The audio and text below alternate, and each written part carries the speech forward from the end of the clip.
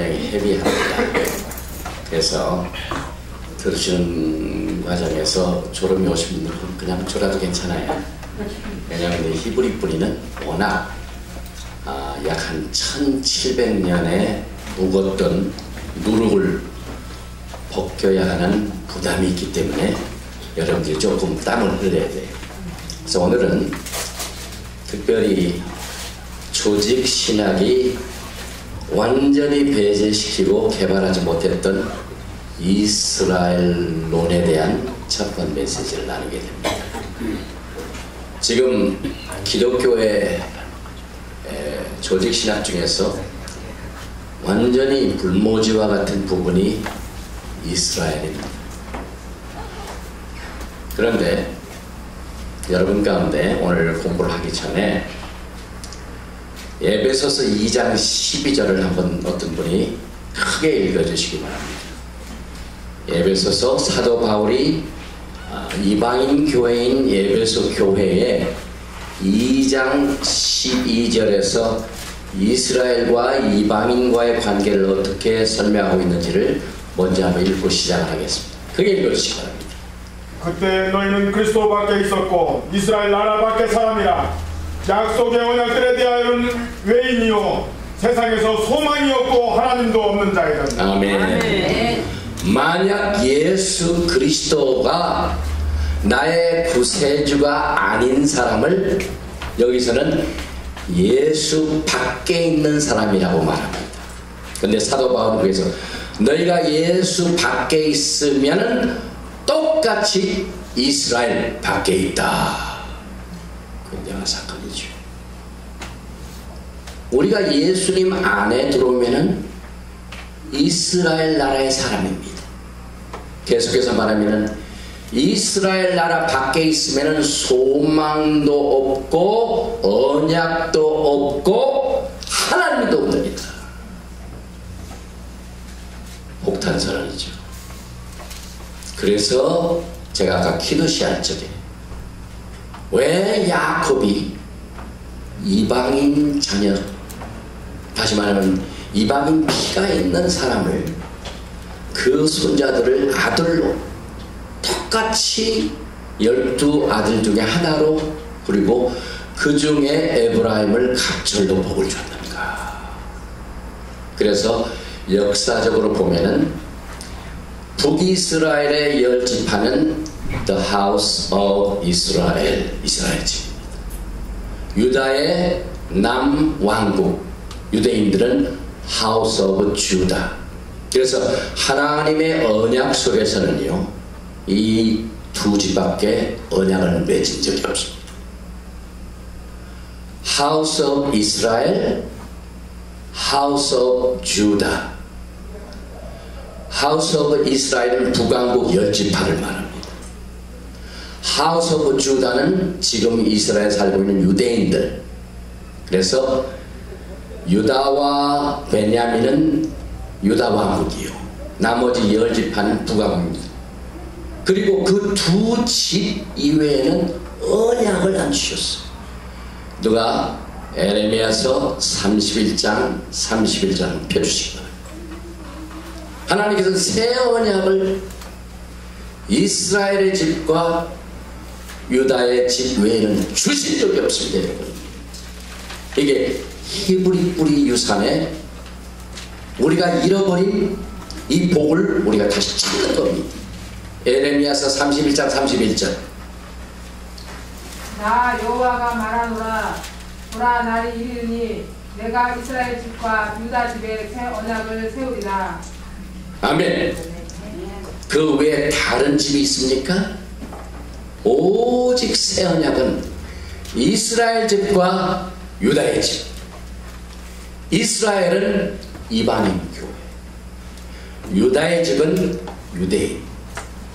그런데 오늘 제일 먼저 첫 강의에 이스라엘 집이 쫓겨납니다. 이스라엘 집이 포로 생활을 합니다. 이스라엘 집이 하나님의 언약을 배반하고 토라를 어기고 우상을 숭배하니까 하나님께서 그들을 심판하십니다. 그래서 BC 722년에 야훼 하나님께서는 이스라엘 집, 이 집을 저 아수르의 포로로 허락을 하십니다. 그래서 결국은 BC 722년 이후부터 이스라엘 집은 전 세계에 흩어져 포로 생활, 방랑 생활, 지금 이 시간까지 안 돌아왔습니다. 유다도 마찬가지로 하나님 앞에 범죄를 했습니다. 그래서 BC 586년도에 유다의 집은 어디로 포로를 갑니까? 바벨론입니다. 그런데 시한부입니다. 예레미야 70년, 왜? 안식년을 지키지 않고 그만큼 70년을 포로 생활을 해가지고 그 포로 생활하니까 그 땅을 쉬게 만듭니다. 내가 내 언약을 이기고 내 땅을 반드시 안식년에 쉬게 해야 되는데 너희들이 쉬지 않고 했기 때문에 그 쉰 것을 내가 내 땅을 지켜야 되겠다. 그 대신 그 70년 동안은 바벨론에 가서 포로 생활하라. 그런데 유다 민족은요 70년 이후에 다시 예루살렘 이스라엘 땅으로 돌아옵니다. 신분을 잃어버리지 않고 자기의 아이덴티티를 끝까지 지켜서 다시 예루살렘 성벽을 스룹바벨 성전을 세우고 성벽을 세워서 하나님께 제사 활동이 계속돼 가지고 유대인들은 지금 이 시간까지도 토라를 지킵니다. 그러면 그들이 무엇 때문에 유대인들이 자기의 신분을 잊어버리지 않고 다시 하나님의 언약에 관한 그 모든 제사 활동을 가능케 했습니까? 그것이 토라의 회복입니다. 에스라, 느헤미야, 수문학 광장의 부흥이 뭡니까? 우리가 토라를 떠나서 70년 동안 하나님 앞에 그 범죄한 모든 죄를 회개케 하게 하여 포로 생활을 허락하시고 난 뒤에 이제 우리가 포로 생활을 끝나고 다시 돌아가서는 절대로 하나님 앞에 범죄하지 말라. 이 범죄하지 말라는 이 일을 우리가 어떻게 하나님 앞에 이것을 지킬 것인가 분석을 해보니까 우리가 토라를 떠났구나. 그래서 그 수문학 광장의 그 붐의 역사를 보면은요 저 창고에서 막 그 먼지 묻은 토라를 그러다가 에스라 느헤미야 보면은 그 읽었더니 막 그 나이 먹은 사람들은 눈물을 흘리고 회개하고 우리가 토라를 떠나. 그래서 그때부터 토라 포션을 만들어가지고 1년에 한 번씩 토라를 계속해서 읽을 수 있도록 토라 포션을 쉬운 4개를 다 갈라가지고 그때부터 시작된 토라 포션이 지금 이 시간까지도 참 영광스럽게도 대전의 큰 영광교회에서 토라의 포션을 통한 회복이 지금 이 시간까지 계속되고 있습니다. 그래서 문제는 아수르로 포로 생활로 뿔뿔이 흩어졌던 이스라엘의 10지파는 신분을 알 수가 없습니다. 토라를 떠났기 때문에. 그래서 사실상 지금 교회가 토라를 지킵니까? 지키죠. 안식일을 지킵니까? 안 지키죠. 절기를 지킵니까? 안 지키죠. 우리가 이제 에렙 슈바 때 이 안식일을 성결시키는데요. 이것은 주님의 재림을 기다리는 연습입니다. 리허설입니다. 많은 사람들이 하나님께서는 모든 의식법을 폐하셨다. 그러나 도덕법만 살려두셨다. 보통 교회에서 신학할 때 그렇죠. 그런데 그들이 얘기하는 주일날 썬데이 워시프는 의식입니다. 하나님께서 의식법을 폐하셨다고 하는데 왜 예배를 그날 드립니까? 성경을 보면은 토라는 선하고 의롭고 그 다음에 거룩합니다. 그럼 하나님께서 왜 의롭고 선하고 거룩한 토라를 폐하십니까?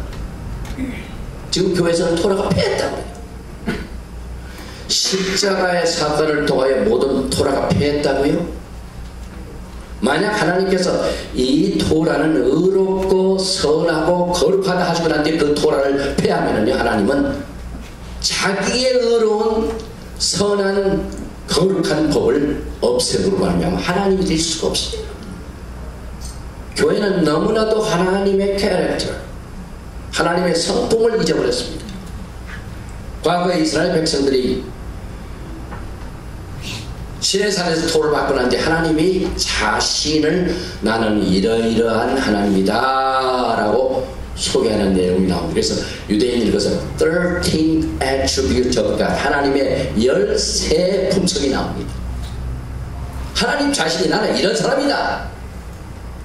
13 성품 중에 아도나이 엘로힘, 하나님의 성품 중에 여호와 하나님, 전능한 하나님, 엘로힘 하나님, 그 세 하나님 이름이 성품입니다. 그럼 왜 하나님께서는 아도나이 엘로힘, 하나님의 이름이 둘이죠. 아도나이 야훼, 요헤바헤, 긍휼과 자비가 많으신 하나님. 그래서 하나님께서는 내 성품은 긍휼과 자비가 많으신 하나님, 긍휼과 자비가 많으신 하나님, 심판의 하나님, 엘로히 하나님. 하나님께서는 한 번 심판하시지만은 두 번을 긍휼과 자비를 베푸신 긍휼과 자비가 많으신 하나님입니다. 이것이 토라에서부터 율법이 다 율법 시대가 끝났다고요. 은혜 시대가 신약에서 시작됐다고요. 처음 토라부터 하나님은 긍휼과 자비가 많으신 하나님. 왜 하나님을 율법자, 심판하신 하나님으로 구약의 하나님을 그렇게 정죄합니까? 그 이유는 교회가 토라를 떠났기 때문에. 토라를 떠나면은요, 모든 신앙의 정의가, 다시 말하면 definition, 다시 말하면 하나님은 누구신가? 믿음이 무엇인가? 사랑이 무엇인가?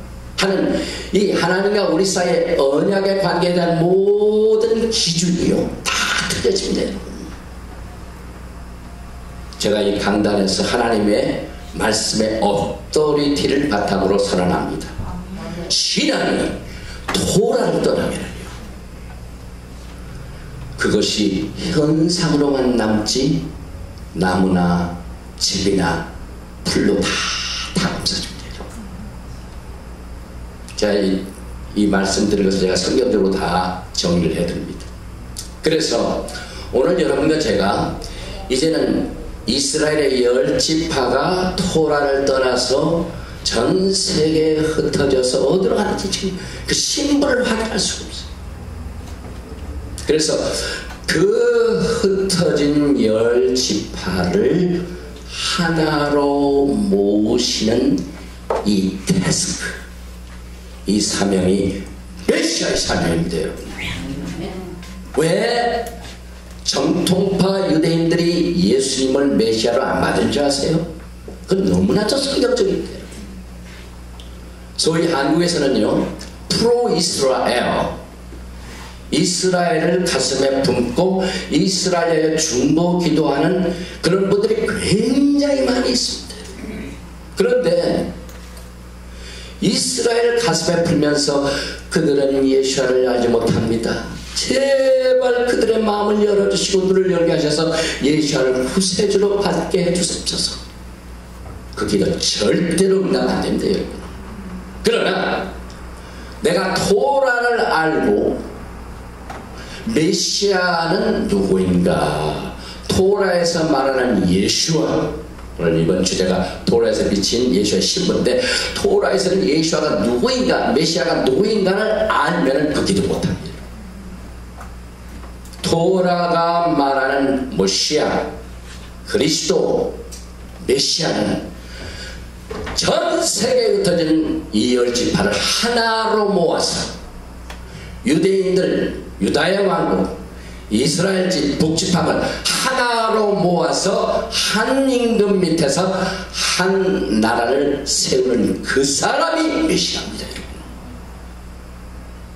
그래서 예수님께서 초림하실 적에 유대인들이 예수님을 메시아로 받아지 않으면 분명합니다. 그러나 이제 마지막 때에 예수님께서 지금 이 사역을 하시고 계십니다. 교회에서는 예수님에 대하여 이것을 가르쳐 본 적이 없습니다. 예수님의 아주 프라이머리 테스트, 예수님의 재림의 가장 주된 목적이 흩어진 12지파를 하나로 모아 한 나라를 이루어 한 임금 밑에서 다윗의 무너진 장막을 다시 회복하여 영광의 나라를 세우는 이 메시아의 사역과 태스크를 우리는 히브리 뿌리를 통해서 다시 찾습니다. 그래서 오늘은 이스라엘에 흩어진 자, 이스라엘은 지금도 흩어져 있습니다. 포로 생활합니다. 왜? 아직 메시아가 안 왔기 때문에. 메시아가 오셔서 이 흩어진 자를 모아서 메시아의 왕국을 세울 때 그때 이것이 종식되죠. 그래서 오늘 마태복음 3장 1절에서 3절 말씀을 한번 제가 읽어드립니다. 그때에 세례 요한이 이르러 유대 광야에서 전파에 가로되 회개하라 천국이 가까웠느니라 했으니 저는 선지자 이사야로 말씀하신 자라 일러스되 광야에 외치는 자의 소리가 있어 가로되 너희는 주의 길을 예비하라 그의 첩경을 편탄케 하라 하였느니라. 오늘 이 마지막 때 전 세계에 흩어지는 12지파를 하나로 모으는 이 메시아의 사역을 위하여 제일 먼저 나타난 사역이 엘리야의 사역. 엘리야는 광야에서 외치는 자요 주의 길을 뭐라고요? 예비하라. 그럼 그것이 어떻게 토라에서 또 신약에서, 그래서 우리는 결국은 토라 하면은요 히브리 관점에서는 베레시트 창세기서부터 요한계시록까지 하나의 책밖에 없습니다. 신약은 구약, 신약을 나눌 수가 없습니다. 구약과 신약을 나누면은 구약은 율법의 하나님, 신약은 은혜의 하나님, 그래서 하나님을 오해합니다. 그러나 히브리 뿌리는 하나님은 은혜의 하나님도 되시고 심판의 하나님도 계시고 창세기부터 요한계시록까지 책은 하나입니다. 그래서 이것을 우리가 훈련시키기 위하여 우리 신학교에서 하는 이유가 제일 먼저 신학을 공부하기 전에 생각을 바꾸는 파라다임 시프트를 해요. 파라다임 시프트가 뭡니까?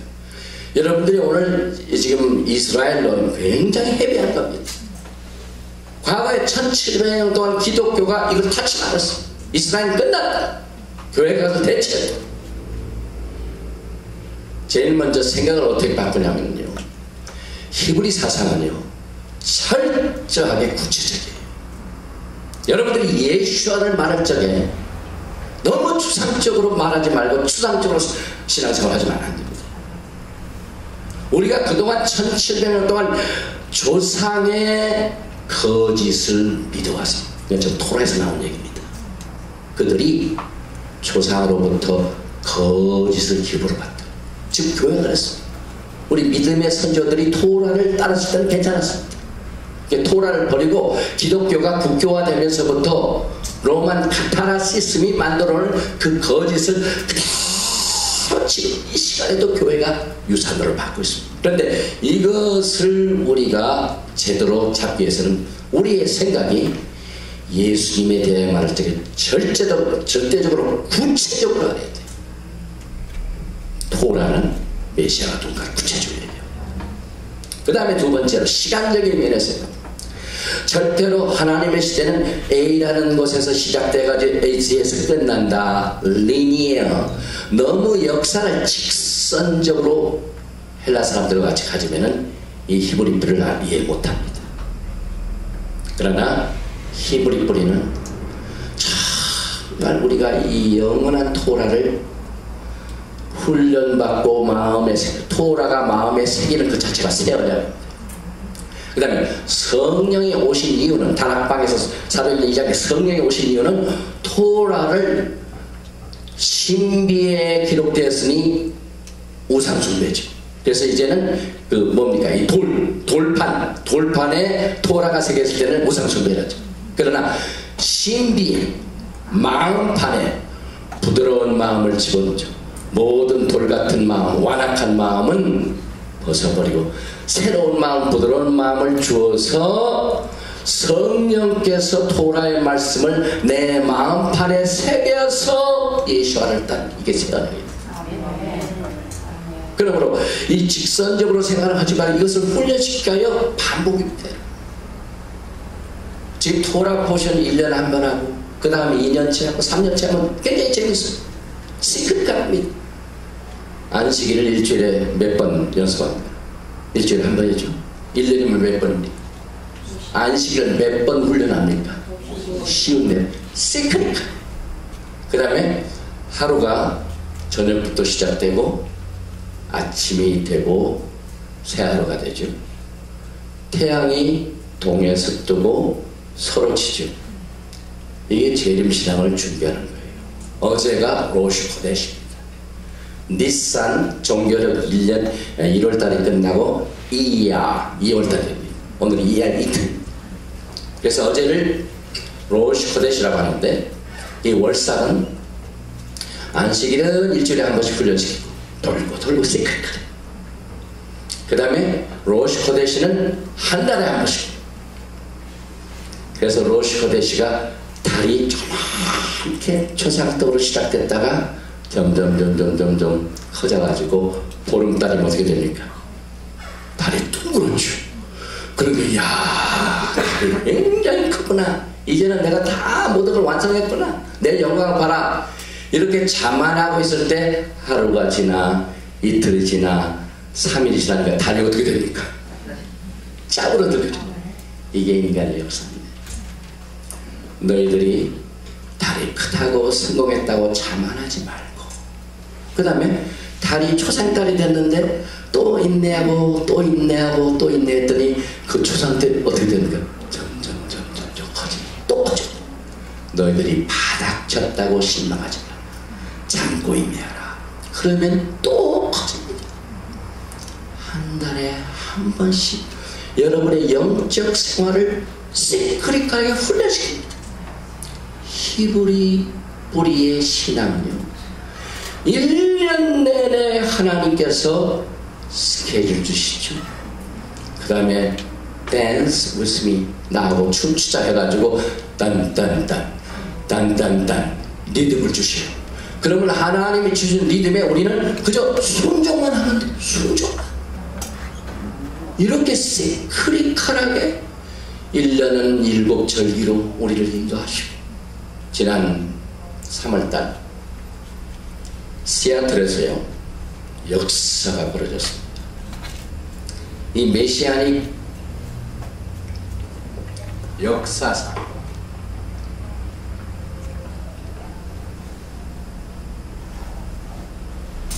미국에서 6월절 행사 역사상 5773년 2013년 5773년 베이삭 6월절은 가장 큰 6월절이었습니다. 몇 명이 모였냐면 1500명이 모였어요.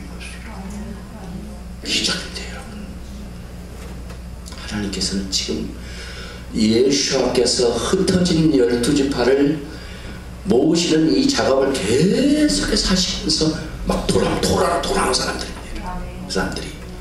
그래서 이와 같은 절기를 통하여 이제 막 우리가 그 절기 때는요, 의미도 있지만 또 음식도 있어요. 양고기, 언제 우리가 배우면서 양고기 먹고 이런 것도 나오는데, 그 먹으면서 참 좋은 시간을 가졌는데, 제가 몇몇 목사님을 초대를 하게 됐습니다. 근데 초대한 목사님 그동안 조금 히브리 뿌리에 접했다가 잊어버렸어요. 그런데 6월절 때 오세요 하고 초청을 했더니 그 초청에 와가지고 엄청난 은혜를 받아버렸어요.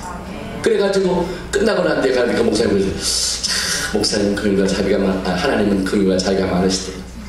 내가 히브리 뿌리를 좀 했다가 나태했을 때가 되니까 또 6월절에 와가지고 나를 다시 이렇게 줬다. 그래서 하나님께서는 그의 자녀들을요 확 놓고 안 잡으십니다. 안 놓치십니다. 왜? 그 자녀들이 멀리 갈 때처럼 또 절기라는 것을 또 다시 불러옵니다. 잔치상에 못 부르면 다 들어오잖아요. 그러니 절기를 통하여 신앙이 오순절까지가 50일 걸리죠. 초신절부터 50일까지 오멜 개수가 50일인데 50일까지 하루 이틀 사흘 수를 세면서 오순을 기다리면은요 신앙이 나태하잖아요. 왜? 하나님께서는 그만큼 절기를 통하여 하나님의 우리 사이에 언약 관계를 시크릿하게 해서 그 백성들이 딴 길로 가지 않도록 한다. 여러분들이 히브리 뿌리로 이 절기로 개척교회하면요 성도들 절대로 백스라이드 안 해요. 하나님께서 이건 프로ven 2700년의 역사가 있습니다. 토라는요 기독교의 역사 1700년 훨씬 앞섭니다. 지금 이 시간까지 토라는 건재하고요. 지금 이 시간까지 토라를 잡았던 유대인들 히틀러가 잡아 죽이려고 했죠. 십자군이 잡으려고 했지. 그들이 망했습니까? 지금 이 시간까지도 유대인들은 그들에서 유대인들이 자기가 잘나서 그걸 견뎌서 그렇게 됩니까? 토라를 잡았기 때문에 토라는 영원하기 때문에 영원한 것에다 딱 붙여가면 같이 영원해요. 여러분의 신앙이 지금 히브리 뿌리로 돌아가면은요 영원한 것을 여러분들이 매일 소지합니다. 이렇게 해서 이제 오늘 세례 요한이 나타나면서 엘리야의 심령이 나옵니다. 마지막 때 이 회복을 했어요. 그래서 여기 보니까 지난 2010년 미국의 TVN이나 기독교 방송에 제가 이스라엘론에 대해서 좀 설명을 하면서요. 이스라엘에 기도하신 분들은 남의 나라 그 유대인 그들이 메시아를 받아들이지 않는 그걸 걱정하지 말고 이스라엘이 누구니? 오늘 에베소서 2장 12절에 너희가 예수 밖에 있으면 이스라엘 나라 밖의 사람이라 언약도 없고 하나님도 없는 사람이라. 그러나 너희들이 예수 안에 있으면 Commonwealth of Israel 이스라엘 나라 사람의 시민이요 언약도 맺었고 하나님도 있는 사람입니다. 그래서 이스라엘 다른 그 유대인 그 사람들의 땅, 그 사람들의 언약, 그 사람들의 신앙을 위해 기도하지 말고 당신을 위해서 기도하십시오. 왜? You are Israel. 당신이 이스라엘 아니면 예수 밖의 사람이에요. 오늘 이 좀 무거운 주제를 첫 시간으로 잡았습니다. 그래서 이제 세례 요한이 출생하는 장면이 나오는데 누가복음 1장 5절에 보면은 세례 요한의 아버지가 제사장입니다. 그 다음에 아비야 바냐는 제사장입니다. 누가복음 1장 5절 유대왕 헤롯 때 아비야 바냐의 제사장 하나가 있으니 이름은 사가라예요. 그 아내는 아론의 자손이니 이름은 엘리사벳이라. 여러분들이 이 제사장 시스템을 얼마나 아신지는 잘 모르지만은 우리 김일중 목사님께서 토라 발표를 매주 하는 것을 1년만 들으시면 제사장 시스템을 배웁니다. 왜? 바이크라 레위기의 제사장 시스템이 소개되고 있습니다. 그런데 예수께서는 이 아론의 제사장 시스템을 따르지 않고 히브리서에 보면은 멜기세덱의 반차를 주셨습니다. 멜기세덱의 반차를 쫓은 제사장 시스템은요 아론의 제사장 시스템이 갖지 못한 특권을 줍니다. 첫째는 왕도 되고 대제사장도 됩니다. 그런데 여러분과 저는요 예수와의 신부입니다. 예수와의 신부는 베드로전서 보면은 왕 같은 제사장, 왕도 되고 제사장도 되어야 되려면은 이 아론의 시스템을 여러분들이 속해야 됩니까? 우리 신랑 대신 예수아가 속해 있는 멜기세덱의 반차를 쫓아야 됩니까? 멜기세덱. 우리 여기 큰 영광교회 대전 수준이 상당히 스타일도 있고 수준도 있는 성도들. 이거 목사님들 잘 몰라요. 그런데 이제 세례 요한은 아론의 제사장 시스템의 아비야 반열의 제사장이었습니다. 그런데 아비야는 24 반열 중에 8째 제사장 코스로 이제 역대상을 보면은 24장 있잖아요. 아론 자손의 반차가 이러하니라. 아론의 아들들은 나답과 아비와 엘라살과 이다말이라. 이에 제비보와 피차의 차등이 없이 나누었으니 이는 성소의 일을 다스린 자와 하나님의 일을 다스린 자가 엘르아살의 자손 중에도 있고 이다말의 자손 중에도 있습니다. 7째는 학고스요 8째는 아비야요.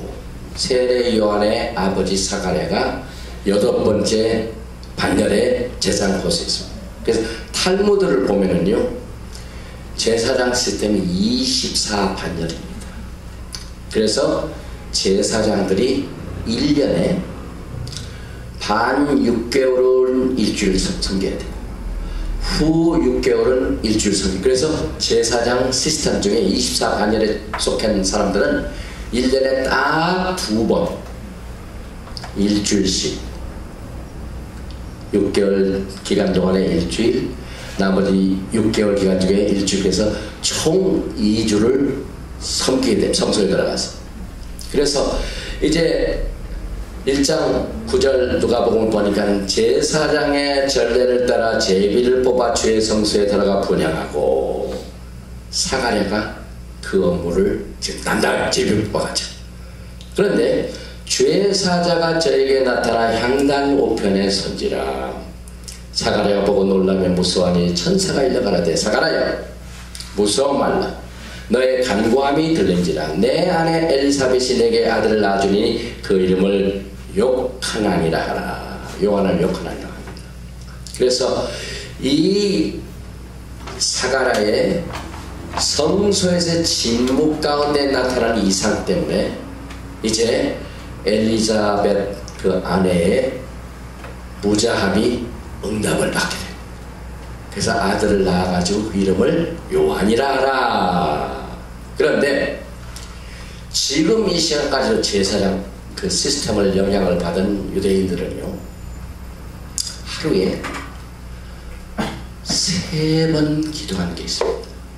아침 제사, 점심 제사, 저녁 제사, 하루에 3번을 기도하는데 유대인들의 전통과 신앙 가운데 가장 중요한 기도가 둘입니다. 첫째는 슈마 이스라엘 아도나이 에로헤이누 아도나이 에카 바룩 셈 케이보드 마르톨레오가 마이 슈마 이스라엘아 들으라. 너희 하나님은 하나이시니 주 여호와를 사랑하라 하는 이 슈바의 기도가 가장 중요합니다. 그래서 여러분들이 하루 일과를 마치고 정말 오늘 내가 하나님 앞에 대화하는 시간을 놓쳤다 하면은 슈마 이스라엘 찬송 부른 거 하루에 3번, 그리고 이 슈마 이스라엘 기도는요, 유대인들은 거의 죽기 직전에 이 기도를 해요. 그 병들어 혹은 말기 무슨 병 해가지고 죽기 직전에 최후의 기도는 반드시 이 슈마 이스라엘 기도를 합니다. 그래서 우리는 그 슈마 이스라엘을 우리 신학교의 신조로 삼습니다. 또 하나의 기도가 아미다. 아미다는 스탠딩 프레이어를 말합니다. 하루에 3번 이렇게 서서 기도하는데, 그런데 이 아미다 기도는 기도의 내용이 18항목. 그런데 18항목 중에 2개나 매일매일 기도하는 것이 메시아께서 속히 오셔서 우리의 흩어진 이 포로 생활을 종식시켜 주시옵소서. 우리 교회에 조직적으로 주의 오심을 기다리는 기도가 있습니까? 없죠. 히브리 사상은 사이클이라고 그랬죠. 그래야 우리의 육신은요 거룩하고 선한 법을 싫어합니다. 그래서 사도 바울이 육신의 생각은 사망이요. 우리 육신은요 하나님의 신령한 것을 싫어해요. 그래서 우리의 육신의 생각은 하나님과 원수가 되나니. 그래서 사도 바울도 자기의 그 신앙적인 것을 막 발버둥치는 로마서 6장 7장 8장에 오라 공부한. 그래서 사실 내 속사람으로는 하나님을 즐거워하되 우리의 속사람 즉 영은 토라를 좋아하지 우리 육신은 싫어. 그래서 그 육신적인 것을 쳐서 복종하여 영적인 생활을 할 수 있는 시크를 해가지고 아미다 기도 중에 메시아의 오심을 2번이나 기도합니다. 그런데 여기에 보니까 메시아의 오심은 오시기 직전에 임하게 되는 엘리야와 깊은 관계가 있습니다. 그러니까 예수님께서 지금 재림을 하시는데 갑자기 오시는 게 아니라 반드시 그 전에 엘리야를 먼저 보내십니다. 그래서 정통파 유대인들의 일기도도 엘리야가 먼저 와서 테러를 회복하게 하고 주의 오심을 속히 좀 포로 생활을 빨리 단축시켜달라고 주의 오심을 기도합니다. 그런데 그 기도 중에 하나가 전 세계에 흩어져 있는 이스라엘의 12지파를 메시아여 속히 오셔서 모시고 나라를 세우소서. 교회가 그런 구체적인 기도를 합니까? 막연하게 추상적으로 주의 오시옵소서. 너무 추상적. 그러나 토라는 구체적입니다. 왜? 토라는 상당히 구체적으로 우리의 신앙에 대한 가이드라인, 지시사항. 토라는요 하나님께로 향하는 그 길. 다시 말하면 사도 바울이 예수아가 누구냐? 토라의 마침이 예수아다. 그럼 토라는 예수아 때문에 끝났다. 그럼 마침이 그 마침이 아니라 목표라 이 말입니다. 토라가 향하고 있는 최종적인 목표가 예수입니다. 그래서 엠마오로 가는 제자들에게 예수님께서 부활하시고 난 뒤에 두 처자에게 지금 예수님께서 막 부활하시기 때문에 제자들이 굉장히 막 그때 흥분하고 그랬죠. 근데 예수님 부활하셔서 나는 예수하다 자기를 소개하실 때 어떻게 소개하셨습니까? 철저하게 토라를 의지했습니다. 예수님이 부활하신 예수님이 누구신가를 설명하는 과정에 모세의 글과 선지자의 글과 시편에 나를 가리켜 기록한 것이 응하여야 되리라. 모세의 글, 선지서의 글, 선지자의 글, 시편이 누구에 대해 기록했다고요? 예수.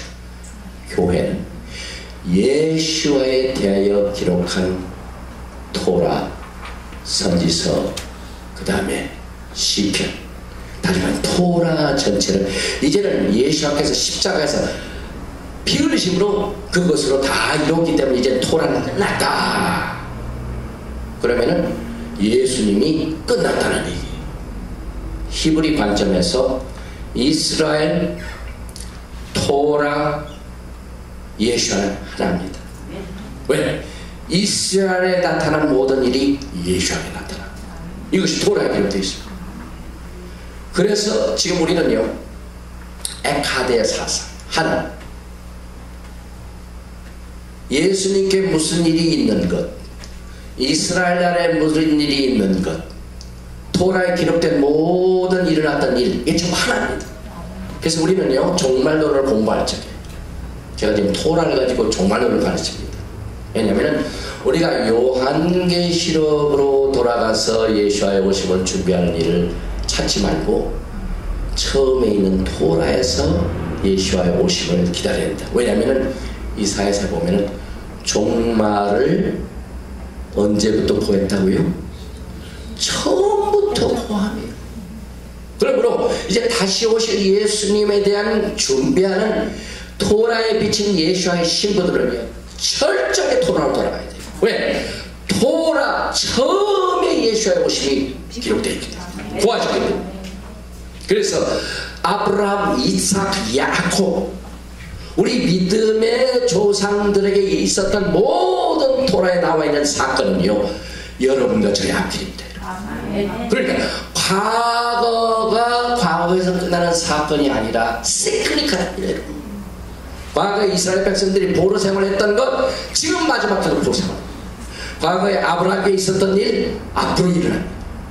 그래서 우리는 항상 토라를 가르칠 적에 비블리컬 히스토리, 성경적인 역사는 과거에서 끝난 것이 아니라 미래의 예언이다. Biblical history is biblical prophecy. 그래서 아브라함에게 있었던 모든 일을 우리가 토라를 통해서 잘 알면, 아브라함 누굽니까? 아브라함 누굽니까? 여러분과 지금 믿음의 조상이에요. 그러면 우리의 믿음의 조상에게 있었던 일이 하나이기 때문에 아브라함에 있었던 일들이 우리한테도 일어난다 이 말이에요. 그래서 하나님께서 그걸 토라에서 미리 얘기를 다 파놓으셨어. 우리가 신앙에서 세계를 찾을 건 하나도 없어. 다 우리의 믿음의 조상들이 걸어갔습니다. 그래서 사도 바울이 이 토라는 마지막 때를 위한 우리들을 마지막 때를 위하여 경계를 주셨다고 했습니다. 경계. 여러분 고린도전서 10장 읽어보세요. 우리는 홍해선을 건넌 적이 없습니다. 우리는 구름기둥과 불기둥을 체험한 적이 없죠. 광야가 없었기 때문에. 그런데 사도 바울은 토라를 짭니다. 그래서 고린도전서 10장 1절에 보면은 너희들이 이 일을 알지 못하기를 원치 아니하노라.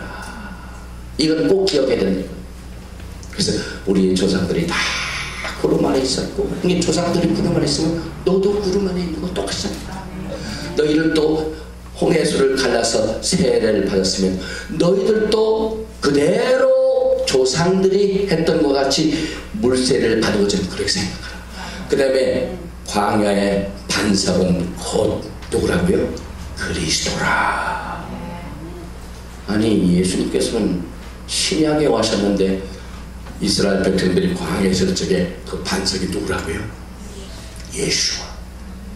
그래서 우리는 철저하게 이 토라 신학교에서는 토라에 나타난 우리의 신랑 되신 예수와를 종말을 처음부터 구하시기 때문에 처음에 예수와가 어떤 분이시며 처음에 우리 믿음 사람들이 무엇을 했으며 그래서 다시 오실 메시아가 어떻게 오실 날 구체적으로 합니다. 이게 히브리 사상의 특징입니다. 그래서 히브리 사상은 콘크리트다. 그 다음에 또 한 가지 여러분들이 이걸 공부할 적이에요. 히브리 사상은 오픈 나중입니다. 그러나 헬라 사상은 클로스드 라진입니다. 무슨 뜻입니까? 이 헬라 사상을 받은 기독교의 신학자들은 어떻게 그렇게 하나님을 한 박스에다 집어넣고 그 박스에 있는 하나님만 옳고 이 박스에 넣어있지 아니한 다른 것은 다 이단이라. 어떻게 인간이 무한한 하나님을 자기들이 믿는 신학의 박스에다 괴착제에다 딱 집어넣고 막 전부 막아놓고 이 이외의 것은 다 이단이라고 합니까?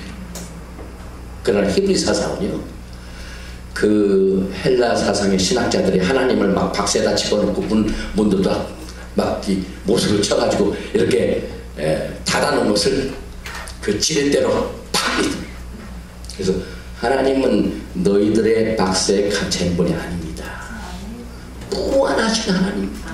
그래서 그 박스로 하나님을 재현했던 하나님을 박스를 오픈하지. 열어 제쳤더니 그 박스가 감당할 수 없는 무한한 하나님을 우리는 히브리서에서 만나네. 여러분들이 그냥 박스 안에 있는 하나님 의지합니까? 막 이 세상에 그 어떤 것도 둘 수 없는 무한한 하나님을 여러분 의지하시길 원하십니까? 그럼 히브리불 하십시오. 지금 기독교의 사상은요, 그것도 그 중에서도 교단끼리 달라가지고 막 자기 거로 해가지고 막 박수를 치더라고요. 정말 예수님께서는요, 이것들이 전부 헬라 사상의 그 전부 옛날 그 이방신 섬기는 사람들이 그 짓거리도 했거든요. 그걸 그대로 기독교에다 짬뽕을 시켜가지고 그대로 하고, 예배드리는 것도 자기 마음대로 하고.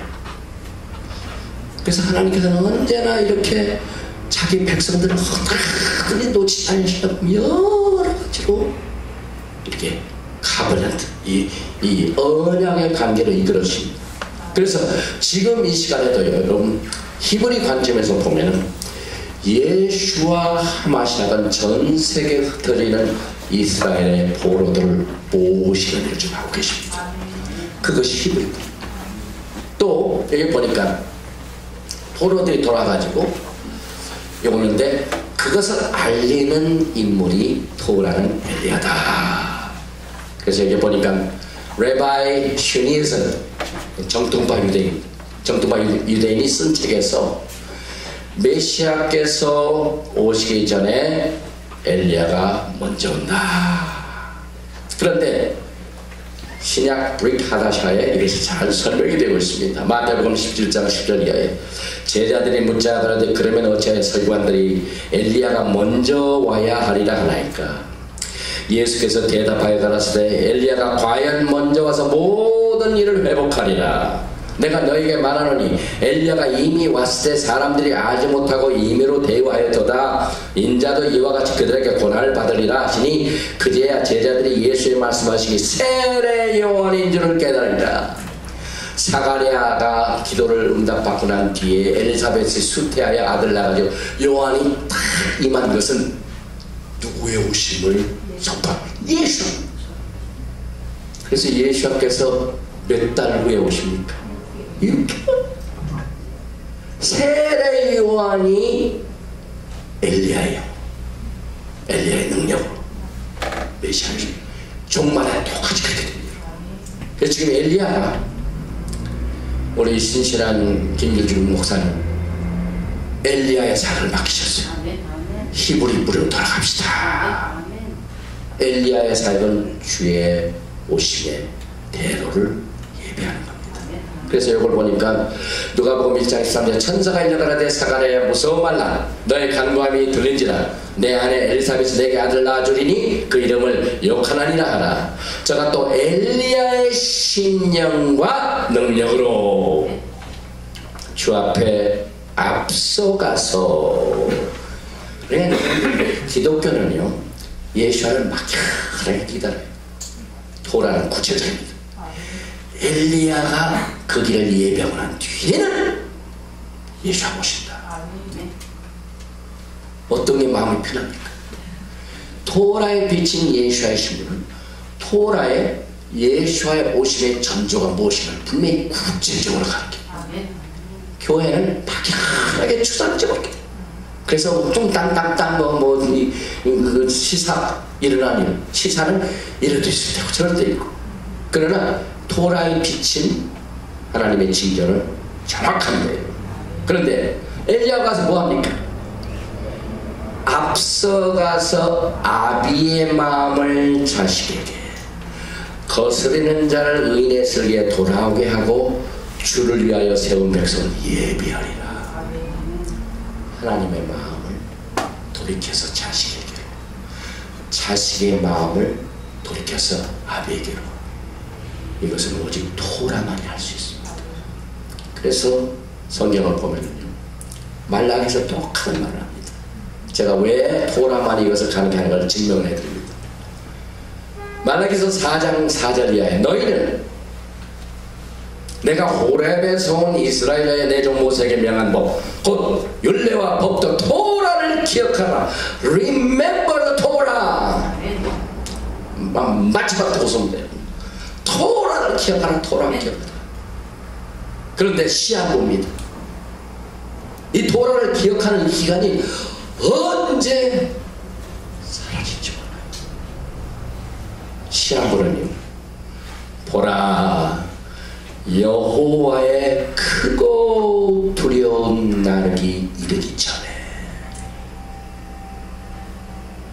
토라 회복 운동이에요. 토라를 기억하는 운동이 바로 그 뒤에 뭐가 다냐면 심판이 임한대요. 심판이 아직은 하나님의 그 일과 자비를 임하지 않았습니다. 그래서 그날이 여호와의 크고 두려운 날이 임하기 전까지 지금 우리가 해야 할 구체적인 토라에 비친 예수와의 신부들은 토라를 기억합니다. 구체적이죠? 그런데 6절 보면은 그 전에 아비의 마음을 자식에게 거스른 자를 개인에게 쓰게 돌아가게 하고 똑같이 그가 아버지의 마음을 자녀에게로 돌이키고 자녀들의 마음을 그대로 아버지에게로 돌이키게 하리라. 돌이키지 않으면 두렵건대 내가 와서 저주로 그 땅을 칠 겁니다. 무서운 심판이 지금 다가오고 있습니다. 그러나 그 다가오기 전까지 토라로 예수와의 신부들은 메시아 오심을 당장하네. 얼마나 안전합니까? 그래서 우리가 인사할 때마다 샬롬이 뭡니까? 평화죠. 근데 원래 이제 샬롬도요, 히브리 글자를 보면은요, 악당의 지팡이를 완전히 컨트롤할 때 그 평화가 옵니다. 그러니까 이 집안에 그 불화를 가져온 사람을 손을 봐주면 그 집안이 조용하죠. 샬롬이라는 것은 신이 한 건 때려부신다는 거예요. 라메드는 막대기란 말이에요. 그래서 악한 자의 지도력을 깨뜨리면 그 안에 평화가 온다는 말입니다. 그래서 여러분들 이제 토라로 이것을 우리가 예배하는데요, 이것을 우리가 또 시크릿하게 리허설합니다. 연습을 합니다. 그래서 1년에 한 번씩 페이삭이 있죠. 6월절에 4잔을 우리가 마십니다. 그래서 아까도 우리가 잔을 우리가 LFC가 때 마쳤는데 6월절에 4번 맞고 잔이 또 하나 있습니다. 그런데 4번째 잔을 마시기 전 잔이 하는데 그것이 Cup of 엘리야의 잔입니다. 그래서 예수와의 오심을 준비하는 데 구체적이에요. 왜? 엘리야가 임하면 그 뒤에 누가 오신다고요? 예수. 그래서 4잔은 뭐냐? 제일 첫째는 The Cup of Sanctification, 성결의 잔입니다. 근데 2번째 잔은 무엇이냐? 우리가 고통과 해방에서 건져낸 잔이다. 그리고 3번째는 구속의 잔. 그 다음에 4번째는 재림의 잔인데, 그런데 구속, Cup of Redemption, 그 다음에 재림의 잔, The Cup of His Second Coming, 그 3잔과 4잔 사이에 한 잔인데 이것이 엘리야의 잔. 그래서 패스오버 때 엘리야의 잔은요, 먹기 위하여 잔을 부은 게 아니라 붓기 위하여 잔을, 왜냐하면 그 잔을 우리가 먹는 잔이 아니기 때문에. 그래서 굉장히 구체적이에요. 예수님 오시는 주면.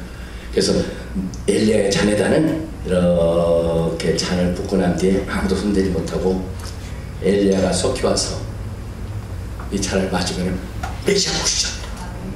그래서 아이들에게 훈련하면은 이 엘리야 잔을 딱 이렇게 부을 때는요, 그 아이들이 저 나와가지고 그 방의 문을 다 열어놔요. 닫혔던 문을 다 열어놔요. 대문까지. 뭐냐면 Please, 엘리야, come quickly. 엘리야 빨리 와서 잔 마셔요. 그래야 메시아 오시잖아요. 당신이 늦게 오면 메시아도 늦게 오시라 이 말입니다. 이게 얼마나 구체적인 선경적이죠. 세례 요한이 올 때도 그렇고, 그리고 말라기서에도 주님께서 분명히 엘리야가 먼저 오리라. 그래서 오늘 우리 저희 큰영광교회에서 엘리야의 때처럼 시간에 맞는 찬송이 모릅니다. 그리고 이 엘리야의 찬이 끝나고 난 뒤에 찬양을 합니다. 그 찬양을 하고 난 뒤에 그 14스텝 이 패스오버 시드로가 끝나는데, 요한이, 세례 요한이 탄생하는 것을 보면은 예수님의 탄생을 알 수가 있어요. 왜? 요한이 누구의 오심을 미리 알립니까? 메시아의 오심을 알리죠. 그래서 구체적으로 예수님의 오심을 이렇게 표현합니다. 누가복음 1장 23, 24절 그 직무의 날이 다 되면 집으로 돌아가니라. 이후에 그 아내 엘리사벳 수태하고 5달 동안 숨어있으며 그러되 엘리사벳이 해산을 기한하셔서 아들을 낳으니 62절 그 부친께 형용하여 무엇으로 이름하려 하는가 물으니 이에 그 입이 곧 열리고 혀가 풀리며 말을 하여 하나님을 찬송하니. 그래서 세례 요한이 언제 탄생합니까? 계산이 돼요. 왜냐하면 8번째 단열에 있기 때문에 10주에 사가랴가 성전에 들어가서 하나님 성길 분양을 들어갔죠. 그런데 그 10주에 들어가서 2주를 있으니까 그 다음에 총 합해서 사람이 낳는 게 몇 개월? 한 9개월이죠. 그래서 여기에 계산을 해보면은 사가랴가 성전에 들어갈 때는 아무 일 없다가 다 직무를 2주일 동안 직무를 마치고 나와서 가족에게 돌아오고 난 뒤에 9개월 후에 세례 요한이 탄생을 했죠. 그래서 우리는 이 정확한 히브리 날짜라는 게 있기 때문에 정확하게 요한은 폐소봇에 탄생합니다. 그러면은 3, 4월이 6월절이에요. 세례 요한이 탄생합니다. 그러면은 예수님의 탄생을 알기 위해서는 우리가 구체적으로 계산 한번 해보십시다. 6개월 뒤에 쭉 해보면은 9월, 10월 정확한 그 절기가 어디에 떨어지냐면은 9월, 10월쯤 일주일 있는 장막절입니다. 장막절. 그럼 초막절, 장막이라는 게 무슨 뜻입니까? 원래가 초막이라는 것은 dwelling, 같이 사는 겁니다. 그래서 백성들이 초막절에 바깥에 나가서 적당한 임시 이걸 마다가 거기서 삽니다. 예수님께서 하늘에 계시다가 이 땅에 살려고 오신 날이 탄생한 날이에요. 그래서 요한이, 이 세례 요한이 아니라 예수님의 제자 요한이 말씀이 육신이 돼요. 말씀이 이 땅에 그의 백성들과 거하게 하여 육신이 오셨습니다. 그리고 초막절이라는 것은 사는 겁니다, 여러분. 그리고 세례 요한부터 6개월 차니까 정확하게 예수와의 탄생은 초막절입니다. 그리고 누가복음에 보면 그때 동방박사 이런 것을 할 때 지금같이 12월 25일 날 눈 많고 그러면 동방박사들 들에 못 있어요. 추워서 늦습니다. 초날이 초막절 때 예수님이 오셨어요. 그러니까 제자들 목자들이 광야에서 칠적에 그 견딜만한 날씨가 되니까 나가 있지, 추운 인간들이 만들어 놓은 예수님 오시면요 눈 내리고 해가지고 아무 목자 곁에 있을 수 없습니다. 그래서 항상 이 기독교의 유산은 늦어요. 초막절이 먼저 가고 한참 더 시간이 없었습니까? 안식일도 그래요. 우리는 금요일 저녁부터 안식이 시작돼요. 그런데 헬라 사상 기독교는 훨씬 뒤에 옵니다. 그러니까 슬기로운 5 처녀가 신랑을 맞이해서 딱 들어가니까 문이 닫혔죠. 문이 닫혔는데 그 후에 늦게 온 사람이 슬기로운 처녀입니까? 미련한 처녀입니까? 미련한 처녀가 늦차 타고 오니까 문이 닫혔어요. 그러니까 안식일을 해요. 금요일 저녁부터 시작을 해야 돼요. 하나님께서는 모든 것을 예비하셔가지고 그 다 지내고 난 뒤에, 안식이 지나고 난 뒤에 예배 드리면요, 그 대개 미국에서는 자기 성전에 없을 때는 대개 미국 교회를 빌려버는데, 미국 사람들은 11시 예배 드려가지고 막 예배 끝나면요, 한국 사람들은 1시, 2시 예배 찌꺼기 예배 드려요. 그러니까 우리 히브리 사상은 항상 프레시합니다. 예수님의 오심도 먼저 기다려요. 그 다음에 예수님의 오심도 막 연습을 막 매일 해요. 그런데 이 기독교는 1년에 한 번도 항상 늦어요. 그러니 어떤 시부를 예수께서 택하시겠어요? 이만큼 히브리 뿌리를 통한 신부단장은 중요합니다.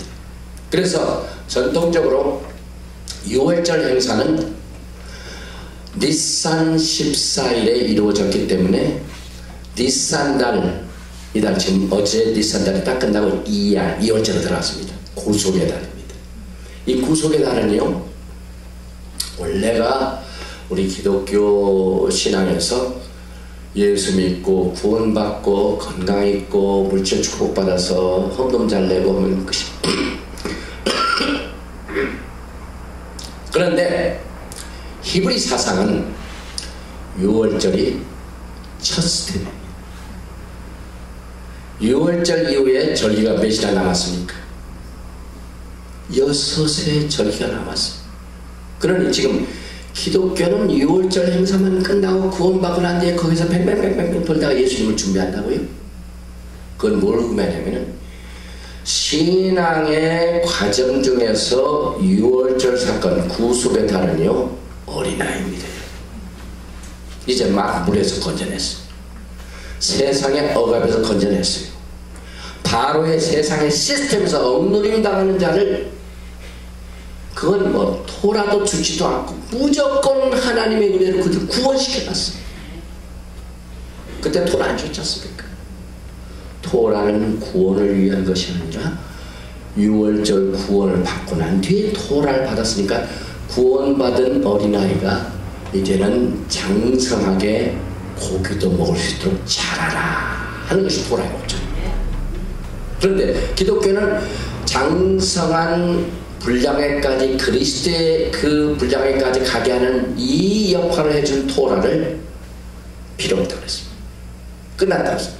그럼 토라를 제쳐놓고 신앙생활하면 전부 베이비인데, 우리 전명장사 아까 했을 적에 뭐 예수의 이름으로 기적도 행하고 병도 고치고 능력을 행하고 하는데 예수님께서 내가 너를 도와주겠다.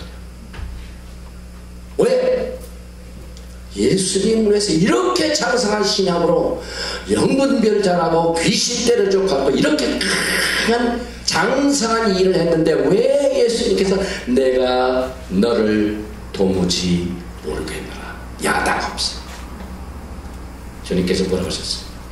이 불법을 행하는 자야. 토라를 무시한 자들아. 토라를 빼놓으면요 평생 6월절 신앙입니다. 그래서 6월절이 지나고 난 뒤에 무교절, 초실절, 그 다음에 50일 오멜 계란을 통해서 오순절, 샤봇, 그 다음에 나팔절, 그 다음에 속죄절, 이런 과정을 통해 시크릿가락에 또 연습시키고 또 훈련 해가지고 그 목적지인 가나안 땅에 들어가 시온산에 들어가는 것이 하나님의 신부들의 영적 여정입니다. 아멘. 그런데 기독교는 토라는 노땡큐하고 구원받고 하나님 저는 과거에 예수님을 멀리하고 살았으면 그러나 이 시간에 예수 믿고 구원받아 저는 축복해 주신 감사합니다. 밤낮 구원받았어. 하나님의 언약을 보면은요, 아브라함의 언약은 구원을 시키는 언약입니다. 그래서 기독교는 아브라함의 언약만 알고 성도들 아브라함의 언약에만 국한된 축복을 나눠줍니다. 그러나 하나님의 언약은 구원받은 아브라함의 언약 뒤에 무슨 언약이 있습니까? 모세의 언약이죠. 모세의 언약은 구원받은 백성들을 훈련시키라. 구원받은 백성들을 성결시키라. 구원받은 백성들을 매추하게 훈련시키라. 그래서 절기를 지키고 날을 선별시키고 음식도 정한 것과 부정한 것 이걸 가질 수 있는 장성한 실력을 훈련시키는 것이 모세의 언약의 목적입니다. 그리고 난 뒤에 그 모세의 언약으로 훈련받은 그 모세의 언약으로 가나안 땅 하나님의 약속의 땅은 내 것이다 라고 그것을 적극적으로 긍정적으로 알고 온 스파이 중에 12스파이 중에 오직 2스파이가 있었으니 그 스파이가 누굽니까? 갈렙과 여호수아. 토라를 제대로 훈련받았습니다. 토라의 그 지시사항대로 그대로 훈련받고 정말 하나님께서 가나안 땅은 우리에게 주신 거다라고 그 토라를 끝까지 붙든 갈렙과 여호수아는 들어갔습니다. 그걸 부정적으로 한 다른 정탐부는 다 못 들어요. 똑같은 원리가 적용됩니다. 토라에 어긋나게 그 땅은 우리에게 만만한 땅이다. 갈 필요가 없대가지고 토라를 버린 사람들은 절대로 가나안 땅 못 들어갑니다. 그래서 가나안 땅에 들어가서 예루살렘에 다윗의 위, 다윗의 천막을 다시 회복하는 것이 다윗의 언약입니다. 정리합니다. 하나님께서 애굽에서 종살이하던 이스라엘 백성들을 무슨 언약으로 구원하셨습니까? 그들의 신음소리를 들으사 아브라함과 맺은 언약을 기억하사 아브라함 언약으로 그들을 구원시켰습니다. 그러나 모세의 언약으로 그들을 강하게 훈련시킵니다. 정한 것과 부정한 것을 분별시킵니다. 제사장 시스템 동안 하나님을 경배하고 찬양하고 예배하는 제사 시스템을 훈련시킵니다. 그래서 성숙한 단계로 이끌어주는 역할을 하는 게 하나님의 모세 언약입니다. 그래서 지금 마지막 때 토라에 비친 예수와의 신부들은 반드시 토라로 훈련을 받아야 돼요.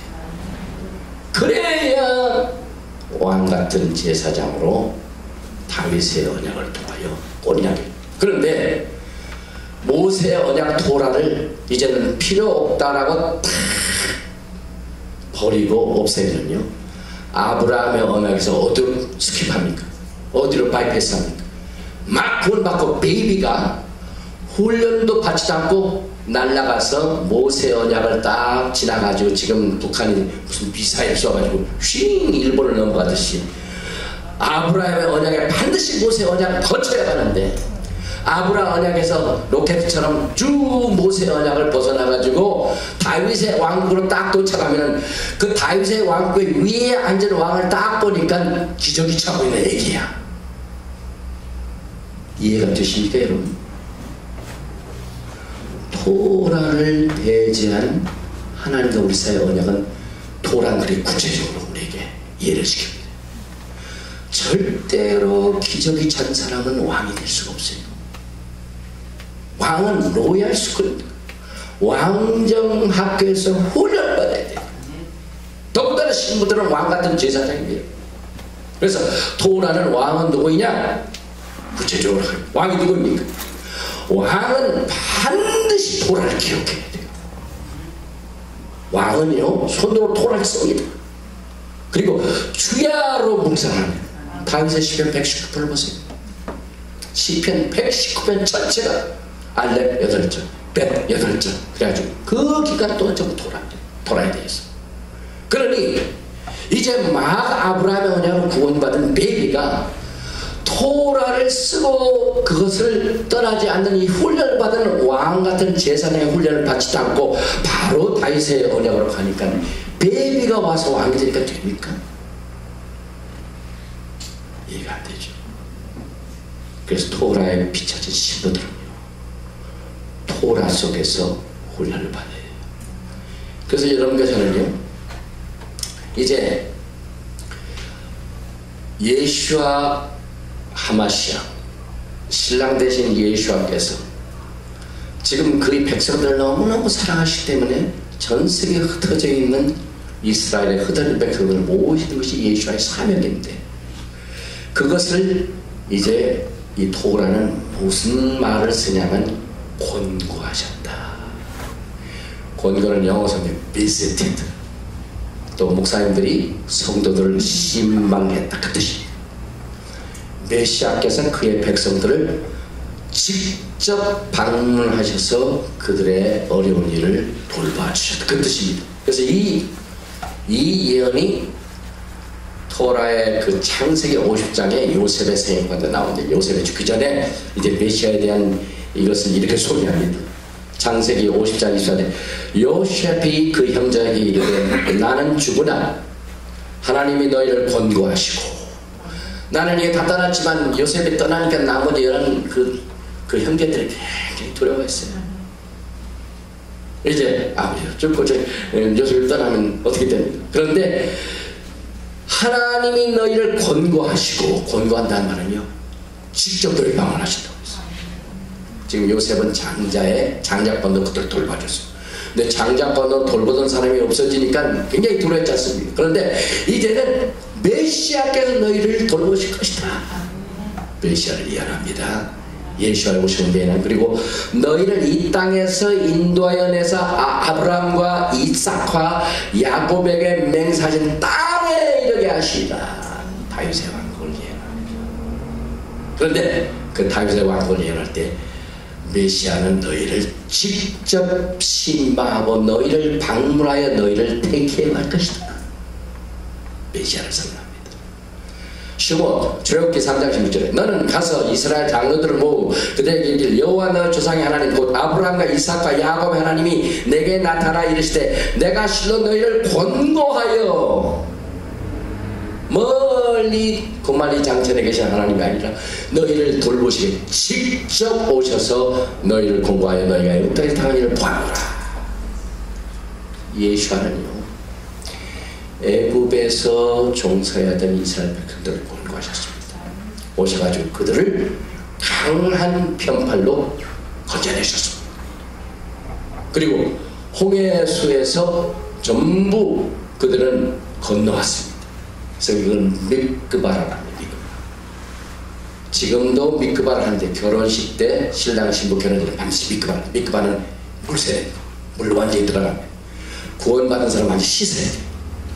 그래서 하나님께서 그들을 다른 것도 있지만 왜 홍해수로 가게 하셔가지고 홍해수를 가게 하시는 그 물로 세례받은 미크바를 하시기 위해서 그런 겁니다. 그래서 지금 기독교는 그것도 하긴 했죠. 그런데 장로교는 뭐 물 이렇게 가지고 하죠. 뭐 물세례 하는데. 그러면은 지금 이 출애굽 사건을 우리가 볼 적에 직접 예수님께서 권고하셨기, 직접 가셔서 돌보셨기 때문에. 그래서 우리는 예수와는 아브라함에게 언약을 주신 거예요. 그 다음에 아브라함은 애굽에서 백성들을 직접 구원하신 분이요. 그 다음에 예수께서는 구름 기둥과 불 기둥으로 그들을 인도하신 분이요. 예수와 우리 신랑 되신 예수와는 서막에서 쉐키나 영광으로 나타나신 분이요. 예수께서는 시내산에서 야곱의 집에 토라를 주신 분이요, 언약을 주신 분이요. 예수께서는 그들을 가나안 땅으로 인도하신 분이요. 이렇게 믿습니다. 야고보서를 보면은 예수님이 이복 형제죠. 옛날에는 잘 몰랐는데 나중에 알고 보니까 깨닫고 회개하여 충실한 예루살렘 교회 지도자가 됐습니다. 야곱. 그래서 예수하는 그는 입법자요, 율법을 주신 분이요. 또 심판자요, 율법도 주기도 하시고 예수님은 그 율법으로 심판도 하십니다. 그 다음에 구원도 하시고 구원자. 야고보가 야고보서 읽어보세요. 예수님은요 토라도 주셨고 토라로 심판도 하시고 우리도 구원해 주셨다. 사도 바울은 골로새서 보면은요 그가 없이는 만물이 하나도 창조되기 없대. 예수는 창조자이다. 왜 토라가 그런 얘기, 왜 사도 바울이 그런 말씀을 씁니까? 사도 바울은 토라를 알았기 때문에 그렇습니다. 그래서 예수님께서 직접 그들을 애굽에서 구원하신답니다. 그런데 한 가지,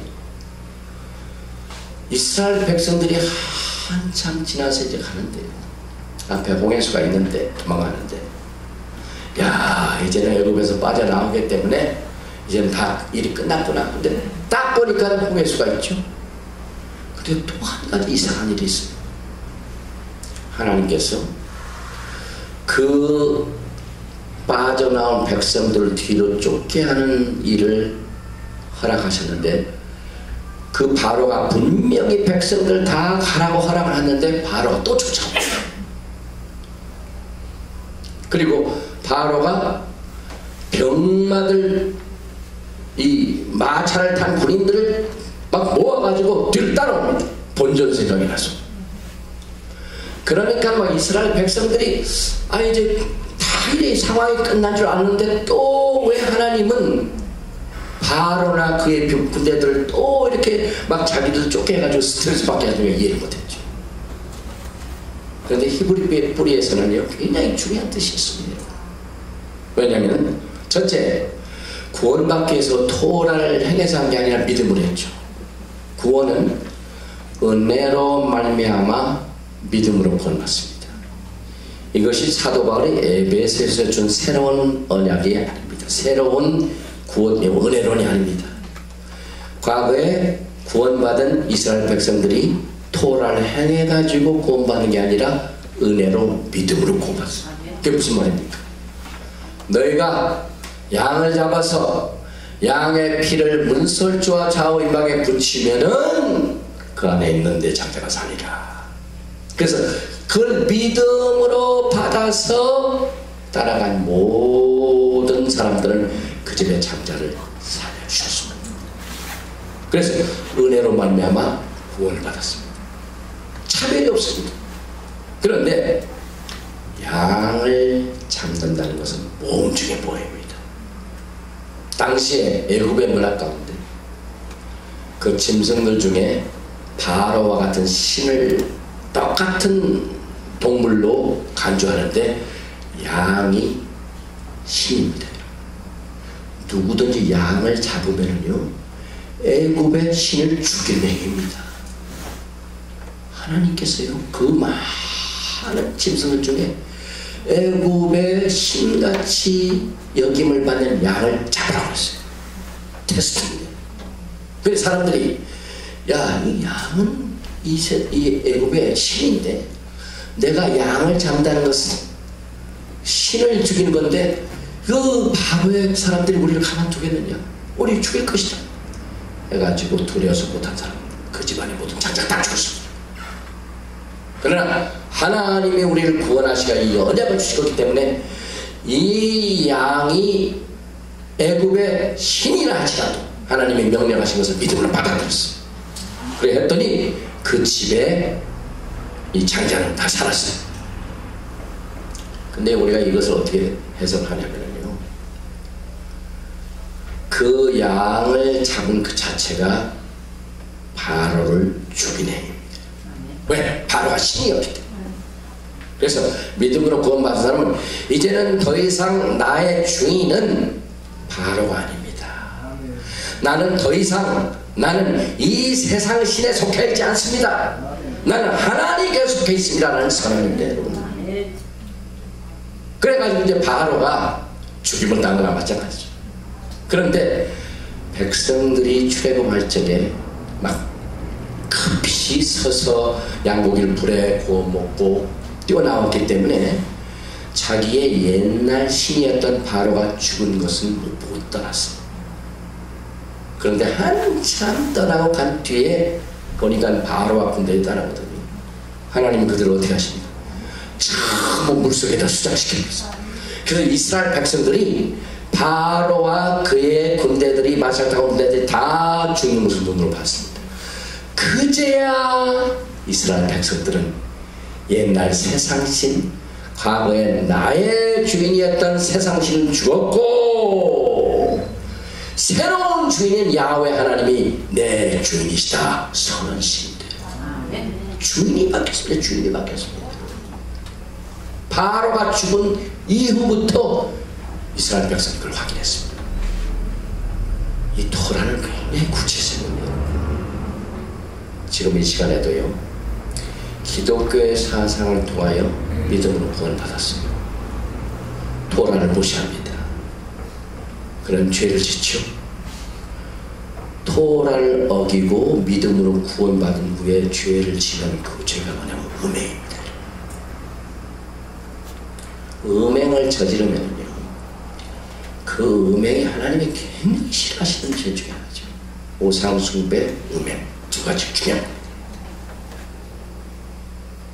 이스라엘 백성들이 토라를 받고 난 뒤에 아론을 중심으로 하여 금송아지를 숭배하는 그 죄 때문에 하나님이 너무너무 화가 나셔가지고 그 금송아지 사건까지만 장자가 제사장 시스템을 이끌어왔습니다. 하나님께서 딱 아담 때부터 토라의 그 모세가 토라를 붙들고 내려올 때 딱 보니까 우상숭배라는 그 사건까지, 금송아지 사건까지 모든 제사장 시스템은 장자했습니다. 그런데 이스라엘 백성들이 그 장자의 장자권 제사장 제도의 시스템을 가지고는 우상숭배를 하니까 이제부터는 토라로 아예 레위기 시스템을 만들어 가지고 아론과 그 아들 중심으로 이제 레위기 시스템이 시작이 됩니다. 제가 왜 이걸 말하냐면요, 일단 황금 송아지를 저지른 그 죄 때문에 백성들이 회개합니다. 그래서 그걸 다시 받아들입니다. 그런데 그 황금 송아지의 죄를 짓고 난 뒤에 그 다음에 범행을 하면은요, 그것은 예수님과 우리 사이에 이혼의 가능성이 있습니다.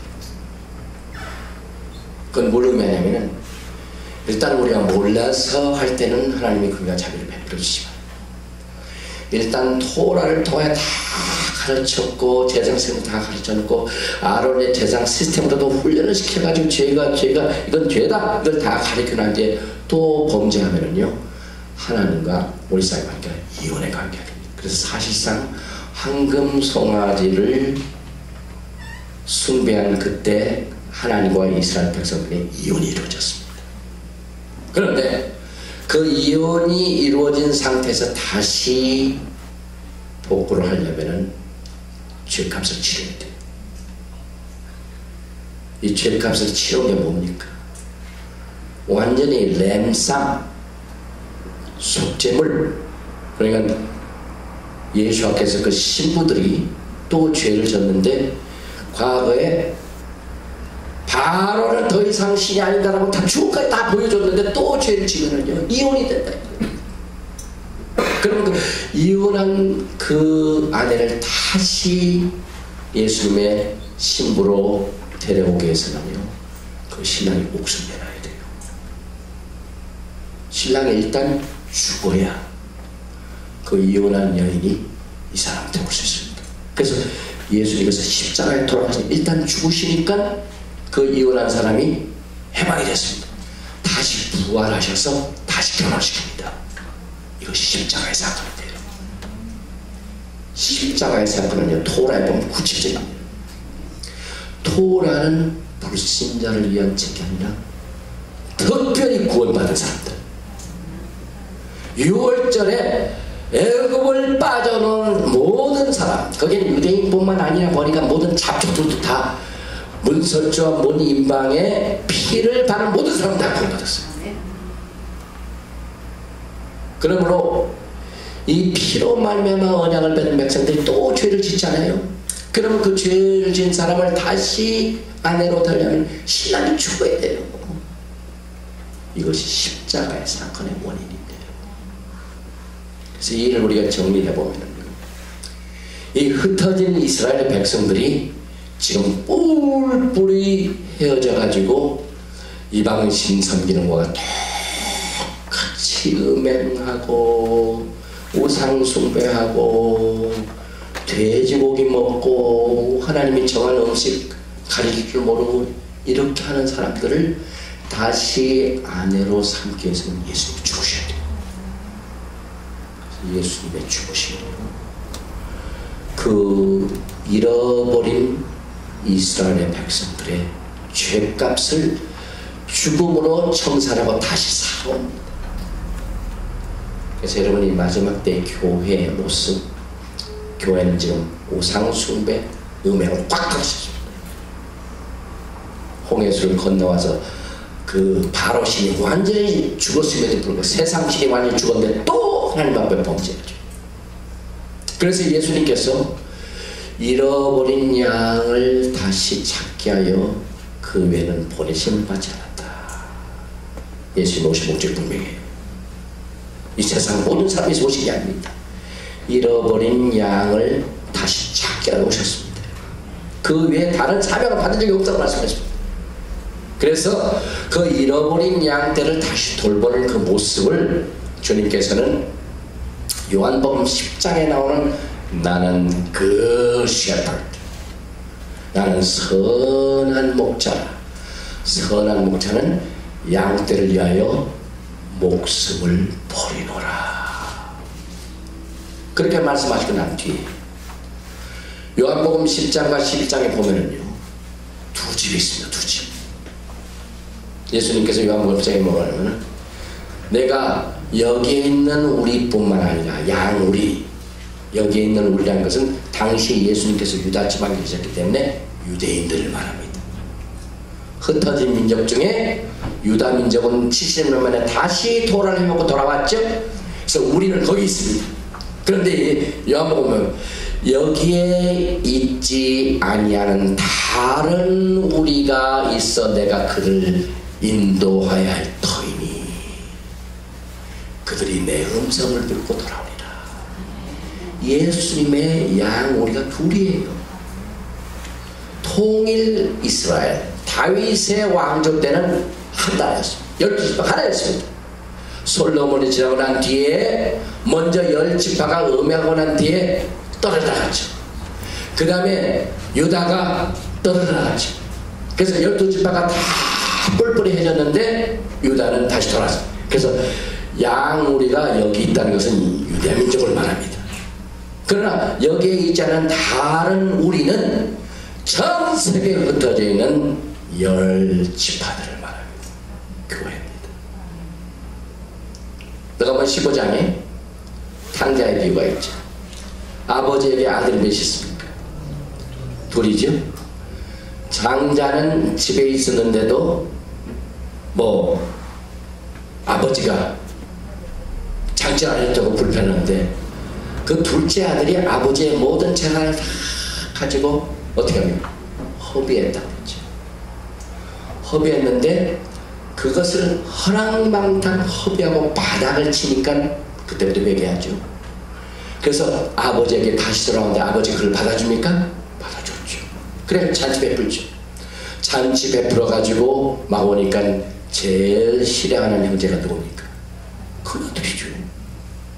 이게 비유입니다. 성경에 나와 있는 예수님의 모든 비유는 토라입니다. 여기서 장자는 유대인들이. 그러나 둘째 아들이 모든 아버지의 재산을 받아가지고 먼 나라 떠나갔죠. 지금 교회는요, 하나님의 모든 축복을 받아가지고 세상으로 떠났습니다. 세상으로 나가가지고 음행하고 우상 숭배하니까 그 재산이 남습니까? 모든 걸 다 허비해버립니다. 그 허비하고 난 뒤에 바닥까지 치고 아무것도 없으니까 아버지 생각이 납니다. 기독교는요, 이제 금세 고갈된 거예요. 하나님의 축복을 너무너무 나누겠습니다. 한국의 대형 교회를 보면은요, 하나님의 엄청난 재산을 아버지로부터 미리 받아가지고 세상에 과거에 애굽 종살이 하던 똑같은 종살이 다시 들어가가지고 거기에 허비해버리면 합니다.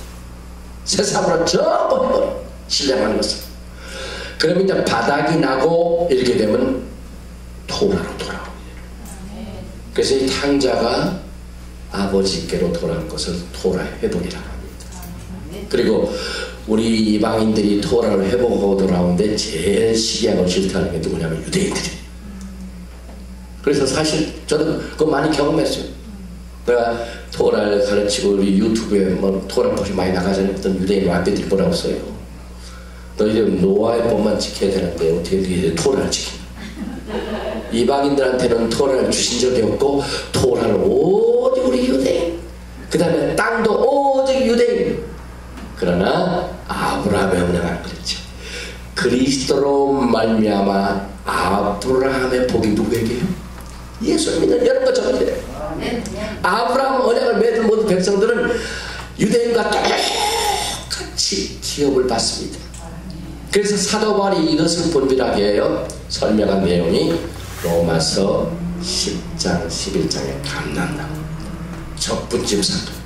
그래서 유대인들도 예수를 믿고 돌아가려면은 꺾여진 감람나무가 원가적 감람나무에 적분짐 받아야 돼. 그 다음에 이방인의 감람나무는 돌감람나무. 열 길파들은 저 세상으로 빠져나가기 때문에 원 감람나무에 돌감나무, 와일드 브랜치.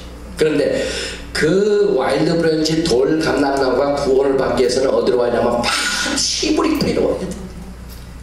감람나무 원 뿌리에 접붙임을 받아요. 원 가진 유대인도 꺾어졌으면 다시 접붙임 받아요.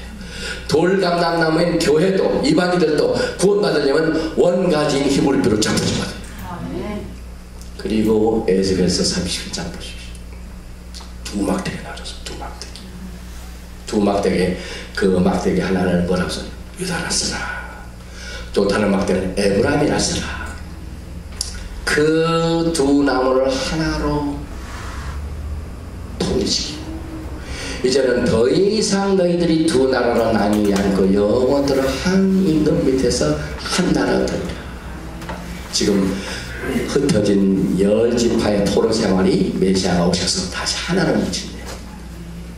한두 가지 아닙니다. 그래서 요셉이 이제 예수님의 그 다시 오심과 그들의 백성들을 다시 권고하는 내용들을 여기다 권고하는데 여기에 보니까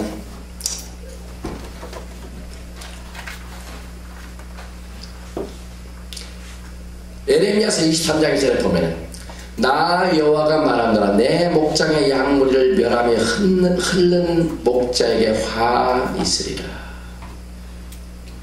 2절 그러므로 이스라엘 하나님 나 여호와가 내 백성을 기를 목자에게 이같이 말하노라 너희가 내 양무리를 흩으며 그것을 몰아내고 돌아보지 아니하였도다. 보라 내가 너희의 악행을 인하여 내게 보응하리라 여호와의 말이라. 마지막 때에 하나님의 양떼들을 돌아보지 아니한 목자는 반드시 심판하십니다. 그래서 내 손에서 피를 보지 아니하는 말이 그래서 파수꾼 성경에는 파수꾼은요 위험한 일이 있으면 반드시 나팔을 불어 경고를 해야 돼요. 그래서 손에서 피를 찾으면 안 됩니다. 그래서 성벽의 파수꾼들은요 정확한 그대로를 심판의 메시지 심판이 다가오면 심판이 다가옵니다. 정확하게 그것을 부르줄 줄 알아요. 뭐 성도들이 심판을 싫어한다 축복만 좋아한다고 안 하면 반드시 하나님께서는 그 피를 찾으십니다. 그래서 이제 예수께서는 우리를 돌아보시는 내용들이 누가복음 7장 14절 16절에 계속해서 있는데 권고받으시는 그 날을 이스라엘 백성들이 몰랐기 때문에 AD 70년 그 성전이 무너질 때 주님께서 다시 오셔서 권고하시고 또 돌아보시고 흩어진 양떼들을 모시고 하는 이 사역을 우리가 알지 못한 그날 알지 못하면요 심각하다. 보십시오. 누가복음 19장 41절에 가까이 오사 성을 보시고 우시며 가라사대 너도 오늘날 평화에 관한 일을 알았다면 좋을 뻔하였거니와 지금 내 눈에 숨겼도다. 날이 이를지라 내 원수들이 토성을 쌓고 너를 둘러 사면으로 가두고 또 너와 및 그 가운데 있는 내 자식들을 땅에 메어치며 돌 하나도 돌에 남기지 아니하리니 이는 권고받는 날을 내가 알지 못함이니라. 지금 예수께서 우리를 권고하시가요 전 세계에 흩어져 있는 이스라엘 백성들을 지금 권고하시고 돌아보시고 돌보고 계십니다. 교회는요 예수와의 미션이 뭔가 예수님께서는요 재림하신 목적을 구체적으로 신부들과 같이 육신적으로 거하게 하여 오십니다. 히브리 뿌리는 건 추상적이 아닙니다. 예수님이 막연해 오신 게 아니라 신부들과 만나서 육신적으로 같이 거하게, 말씀이 육신이 되어 이 땅에 오셔서 거하는 것처럼. 그래서 예수님께서는요, 히브리 풍습의 결혼을 통하여 신랑과 신부의 관계를 설명합니다. 히브리 계통의 그 습관 중에 결혼은, 비브리칼 결혼의 단계는 두 단계. 첫째는 약혼 단계, 정혼 단계입니다. 정혼 단계는 신랑과 신부가 법적으로는 완전히 부부입니다. 그런데 단 한 가지 다른, 육신적으로 거하지 않습니다. 지금 이 시간입니다. 우리는 예수님을, 우리를 뭐라 그래요? 신랑이라고 그러죠. 또 예수님 우리를 신부라고 합니다. 그런데 우리가 육신적으로 거합니까? 예수님께서 아주 육신적으로 안 하셨기 때문에 지금 우리는 예수님하고 동거하지 않습니다. 그런데 비브리칼 이 결혼 관습에 가면은 결혼이 언제 완성되냐면 신랑과 신부가 육신으로 거할 때 결혼이 완성이 됩니다. 예수님이 우리와 육신적으로 거하게 하여 오시는 날, 그것이 결혼이 완성이 됩니다. 그래 신부들은 지금 토라의 빛인 예수 안은요, 예수님께서 재림하시는 목적은 나와 육체적으로 거하게 하여 오신다는 것을 같이 토라처럼 훈련받아야 돼요. 육신적으로 거하게 오시는 예수님과요, 신랑이, 신부가 뭘 해야 됩니까? 정결케 해야 되죠. 다른 남자하고 데이트하지 말아야 되죠. 그 다음에 신부들은 반드시 신랑의 시간표를 잘 갖고 있어야 돼요.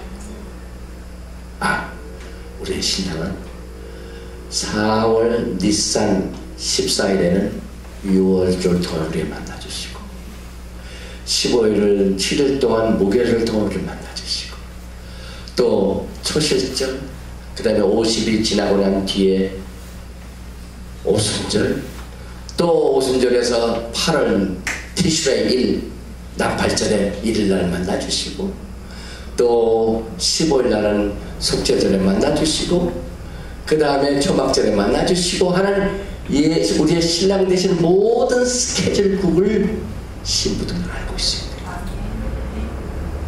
그때그때 신랑의 스케줄을 알고 있어야 신랑을 만날 수가 있습니다.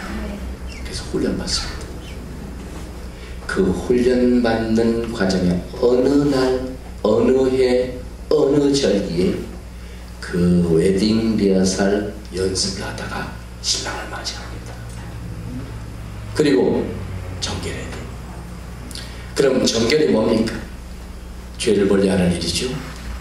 그런데 토라를 보면은요, 죄가 무엇인가를 분명히 말하고 있습니다. 많은 사람들이 죄 할 적에 너무 우리 기독교는요, 죄에 대해 추상적이에요. 그러나 토라는 분명히 하나님의 토라의 말씀 속에서 정리된 것을 요한이 신약성경에서 죄는 불법을 행하는 일이다 분명히 나옵니다. 그럼 불법을 행하는 게 뭡니까? The sin is the transgression of the Torah. 토라를 어긴 것이 죄다. 구체적으로. 그러면은 우리는 토라를 무시하면은 어떻게 됩니까? 죄가 죄인 줄을 압니까? 뭡니까? 모릅니다, 여러분. 우리가 토라를 멀리하고 토라가 끝났다고 하면요, 하나님이 이것은 죄다라고 한 죄를 모릅니다. 그러니 죄를 알지도 못하고 죄를 짓고 죄가 죄인지도 모르면 신부가 어떻게 신랑을 기쁘게 할 수가 있습니까? 신랑께서는 정결한 음식과 부정한 음식, 이것을 훈련받은 사람하고 딱 이렇게 훈련을 주셨습니다. 그런데 그걸 어기면 죄입니다. 그런데 토라가 규정하는 이것을 어기면은 죄인데, 아이 토라 다 끝났어, 이렇게 하게 되면은 죄가 죄인 줄 모르고 죄를 짓니다. 그래서 우리 신부들은요, 토라를 통하여 반드시 훈련을 받아야 됩니다. 시간이 다 갔기 때문에 정리를 합니다. 예수와와 세례 요한의 공통적인 사역의 메시지는 첫째, 회개하라, 천국이 갈 거야. 왜? 지금 세례 요한이 외치고 난 뒤에 누가 오십니까? 예수가 오시죠. 그러니까 그 천국 나라가 임하기 전에 회개하라. 그 다음에 회개하고 복음을 믿어라. 그래서 예수와 세례 요한의 공통적인 사역의 메시지는 똑같습니다. 그리고 여기 한 가지 이제 문제가 되는 게 뭐냐면, 아까 제가 말씀드린 이것을 제가 이제 구절을 통해서 정리를 해드립니다. 우리 다 같이 여기는 요한일서 3장 4절을 읽습니다. 시작. 죄를 짓는 자마다 불법을 행하나니 죄는 불법이라. 영어로 보면 Whosoever commits sin transgressed also the law, for sin is the transgression of the law. 죄는 토라를 어기는 것이다. 죄는 토라가 없는 것이다. 그래서 세례 요한이 회개하라, 천국에 가라는, 토라를 모르는 사람들은 빨리 토라로 죄를 회개해라, 그 말씀입니다. 그리고 하나님의 긴 토라는, 이 하나님의 길은요, 토라를 통해 이것이 하나님의 길이다 분명히 말합니다. 구체적으로 말합니다. 또 세례 요한의 메시지는 토라를 따르는 것이 회개라고 말합니다. 또 야훼의 길은 토라를 따르는 것입니다. 그래서 시편 119편 3절 나로 주의 계명에 첩견으로 행케 하소서. 내가 이를 즐거워합니다. 주의 말씀은 내 발에 등에 내 길이 빛입니다. 대전 명령은 등불이여 법은 빛이요 훈계의 정막은 곧 생명의 길이라. 이렇게 해서 세례 요한의 메시지는 천국에 가까웠다는 메시지인데, 사실 예수님께서 이 땅에 오셔가지고 어디에다가 예수님의 선교센터를 만드셨습니까? 어디입니까? 가버나움. 예수님의 미션센터 가버나움입니다. 가버나움은 갈릴리 지역입니다. 그럼 왜 예수님께서 다른 예루살렘도 있고 좋은 입지가 좋은 곳에 거기다 선교센터를 안 두시고 가버나움 지역에다 다 주셨습니까? 우리는 히브리 불을 통해서 이것이 가능합니다. 지금 우리의 오늘 공부하는 제목이 이스라엘에 흩어진 자, 하나님의 백성들이 그 하나님도 모르는 이방인 사람들에 의하여 쫓겨와서 책임만져 이렇게 쇠고랑 차고 처절하게 이 아수르로 잡혀가기 시작한 그 지적이 갈릴리입니다.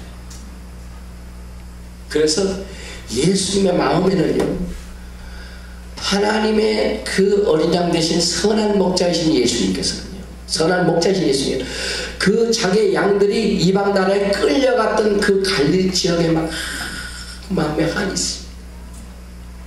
그래서 갈릴리 지역에서 외국으로 포로 생활을 떠나는 백성들이 다시 갈릴리로 돌아오는 것이 그날이 메시아 왕국입니다.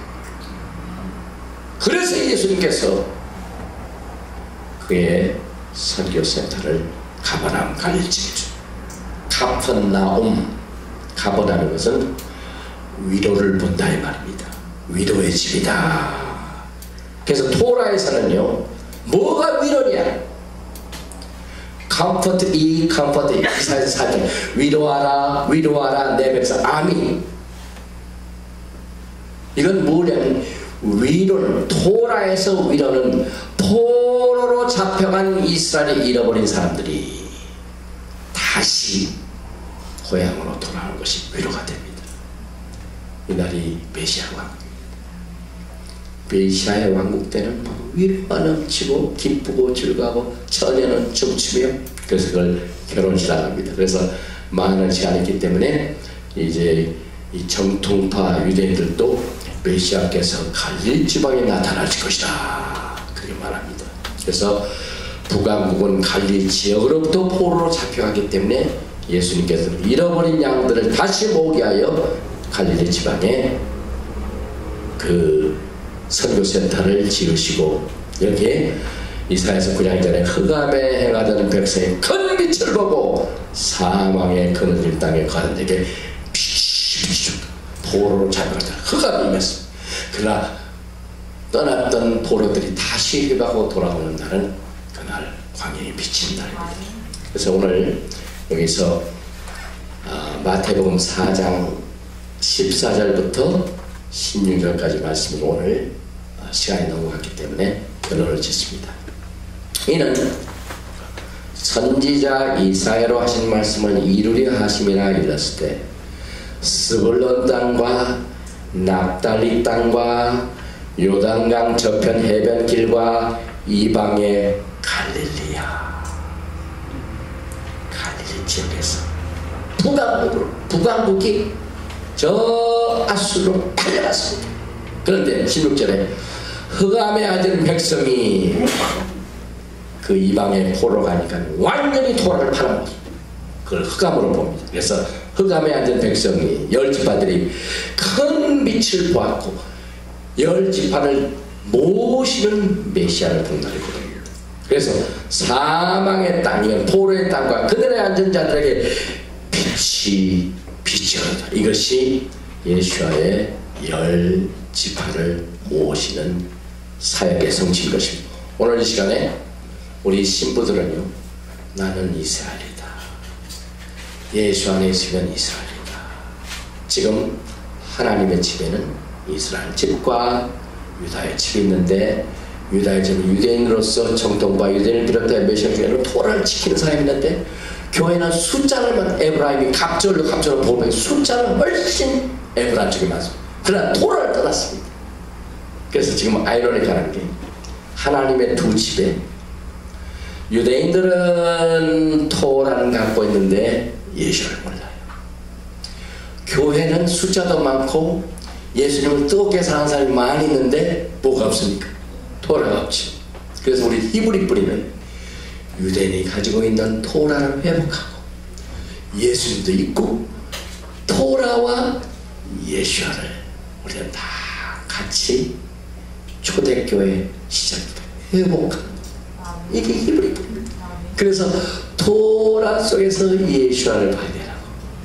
그러니까 지금 유대인들은 메시아가 없지만 교회는 토라가 없지만 히브리 뿌리는 토라도 있고 토라 속에서 예수와도 만나 다시 오신 예수의 사명, 흩어진 12지파를 모시는 예수와의 길을 그 대로를 예비하여 예수님을 만날 적에는